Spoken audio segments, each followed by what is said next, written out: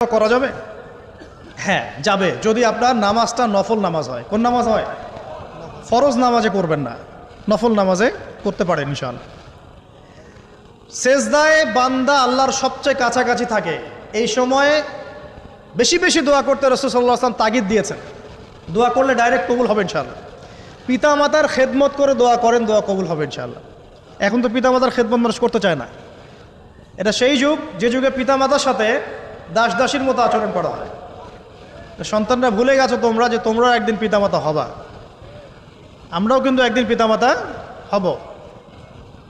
যারা বিয়ে শাদী করেছে, সন্তান সন্ততি হয়েছে, তারা জানে এই যে প্রসব বেদনার একটা সেকেন্ড, 1 সেকেন্ড 1 মিনিট প্রসব যে বেদনা মায়ের হয়, এর ঋণ আমরা সারা জীবনে শোধ করতে পারবো না।